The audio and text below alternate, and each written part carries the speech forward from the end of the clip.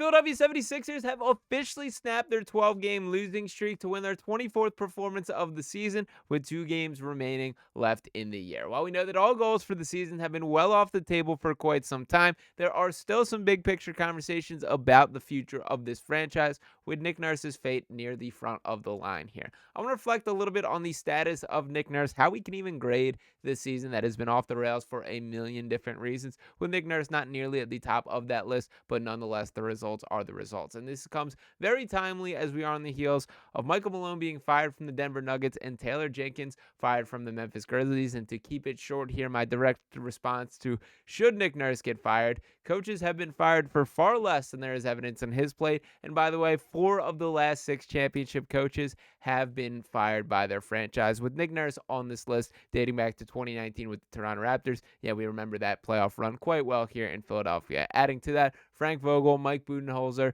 and of course, Michael Malone. Now, I don't agree with either of these decisions, the Taylor Jenkins or the Michael Malone firing. And the biggest thing that I will argue here, it's timing to me.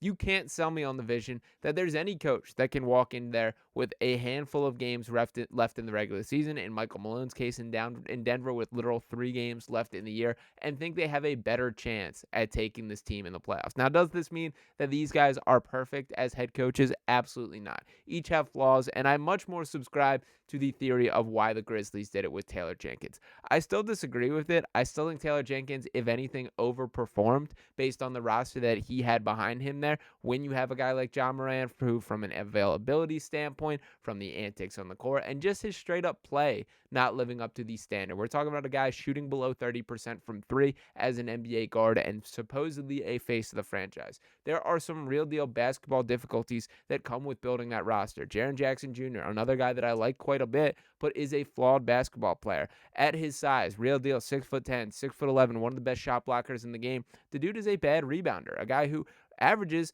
around 6 rebounds per game, which just should not happen for a guy of that size playing that minutes. My point here being that I do think the roster is the larger decision, but I do think coaches are who often get the fall. I think we see this in both of these cases to varying degrees here. And obviously, teams are always going to choose the superstar over the coach. We saw that in Memphis, as there does seem to be a little bit more basketball freedom or built around John Morant centrism to this new offense that they're going to try and incorporate into the playoffs. But once again, my full pushback is why now? Why not wait till you guys flame out of the postseason? Do I think really anything the Memphis Grizzlies could do this year could give them a chance to win in that deep Western Conference? Do I think the Grizzlies have any chance of beating the Thunder or the Lakers? Or you can go down the list of all these teams that look pretty strong. The Golden State Warriors coming on this second half of the year. The Houston Rockets you can't count out here. I don't think that there's any coach that you put in and the Grizzlies can perform better. The Denver Nuggets, a different conversation there because Michael Malone is a guy who has done it at the highest level. And Nikola Jokic, I know he's the best player on the planet when he's playing his best, but still a guy who has his flaws. You have to play a very unique system to make this work. You have to have the right players around him to ultimately accomplish. So the point being here to kind of reflect on those is these are guys that have been fired for way less incriminating actual decision making and results with their team than the state of Nick Nurse. Now, Nurse was asked about this leading up to yesterday's game against the Wizards, and he called it a disturbing trend across the league. To give his full quote here, he said, quote, "I don't think leeway is what we are looking for," Nurse told reporters on Wednesday, according to the Philadelphia Inquirer. I think anybody is looking for that you've proven you can get to the ultimate goal for a team with your own team, right? That role changes sometimes, right? But as we know, it's an emotional game. It's a pressurized day in and day out, winning and losing game, right? That's for real. Everybody feels it day in and day out. It's tough. I didn't love this quote from Nurse. I think there's a real chance that Nick Nurse is sitting up there saying, I don't really care if I'm back or not next year. That I think he is as frustrated as any of us with the season. And I think the biggest thing that I would be critical of is really sort of his stance and how he presented himself all year. I understand that's not the number one responsibility of a head coach, but you are the voice of an organization in a lot of ways. You're going to be asked questions, have to give reports, talk about injuries in a way that no one else will be asked to. And you got to wear that with a little bit of pride there. Specifically with the Joel Embiid injury conversation, and I'm sure this is, the origin of this is frustrations with the entire process, with Joel specifically, the lack of availability, the lack of knowledge on the entire situation. Everyone was frustrated, from the fan base to Nick Nurse to Joel himself to Daryl Morey. everyone hated how this all went down. So I'm sure it stems from that. But I didn't like the tone or the vibe that Nick Nurse gave off when he was standing up there giving updates that he doesn't know, whatever. We're just getting what the team tells me. Even things like Tyrese Maxey being ruled out for the season. Shams Charania of ESPN tweeting out, writing a full article and report on it. You asked Nick Nurse right before the game, and he says, yeah, I mean, I know he's out for tonight, but we'll see what happens from there. I don't know anything beyond that. It's like you're either lying or you should know that. If you don't know that, you should. If you do know that and you're lying, then why? So I haven't loved a lot of that. I have a hard time nitpicking too much of the basketball decisions. The Sixers literally broke a record in the NBA this season for the most different starting lineups of any team in history. That kind of excuses a lot of the results, but my pushback or my only complaint I will say here, Nick Nurse has not been the problem, but he sure has not been the solution either. In my head, my belief was Nurse could be a guy to kind of scrounge up some victories and keep a team afloat in a way that, a championship caliber coach, one of the best coaches in the NBA, which was my perception of him when he came to Philadelphia, should be capable of doing.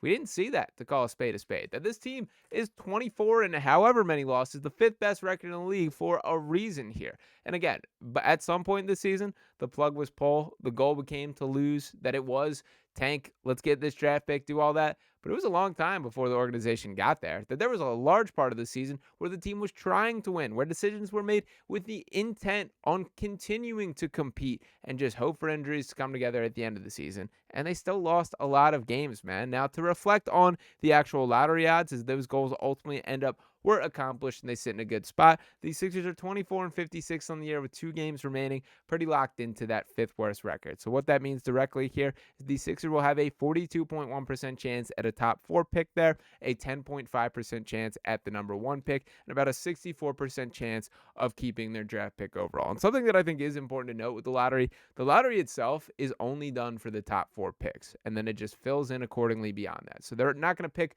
15 ping pong balls to pick out all the teams that aren't, are at the bottom of this here. They just pick the first 4 and roll out from there. Now, why it is important that the Sixers got to that 5th worst seed here is if they were the 6th worst seed, which it did seem pretty likely they would slot into that for a minute, if one team had jumped them with those lottery odds, it boots them right out of the conversation. Now, 2 teams could still do this. That is still on the table, and that is why there's the 36% chance that the Sixers do not retain their pick, and they are pushed out of the top 6, and the possession goes to the Oklahoma City Thunder there, but important to note. So we'll see what happens on the Nick Nurse conversation.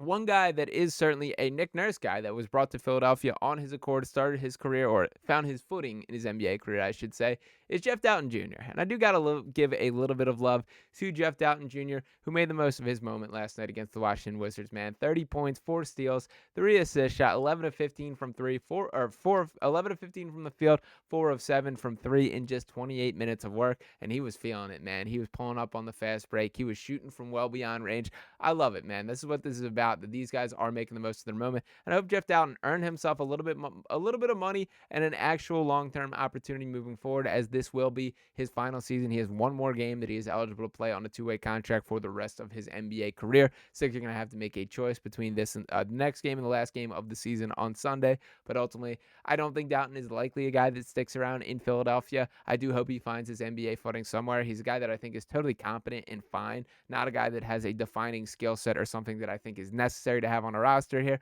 but he's not going to hurt you if you leave him out there, and I've grown fond of Jeff Dowtin for being a bit of professionalism to a team that has lacked it to some extent this season. Now, as far as Dowtin overall, he was asked about the performance following the game. DMV native Jeff Dowtin, of course, this game taking place in Washington here, said he hadn't played in D.C. since 2022. He estimated that he had over 30 people here tonight to see his first 30-point game in the NBA. Quote, "It means a lot, just a lot of emotion out there. I was just grateful that I can do something special in front of them." Now, I understand this was not quite the high emotions return as the Luka Doncic situation out there in Dallas as they took on the Lakers last night, but a cool moment for Jeff Dowtin in a season that has been absolutely dreadful from start to finish, as frustrating as we could possibly imagine. Did want to highlight a little bit of a good story there. So ultimately, I think we'll learn a lot about the Sixers organization in the coming weeks, that the lottery itself is going to be a monumental day in franchise history for really the future of this team. I think the decision with Nick Nurse will be a little bit telling on how far along they look. And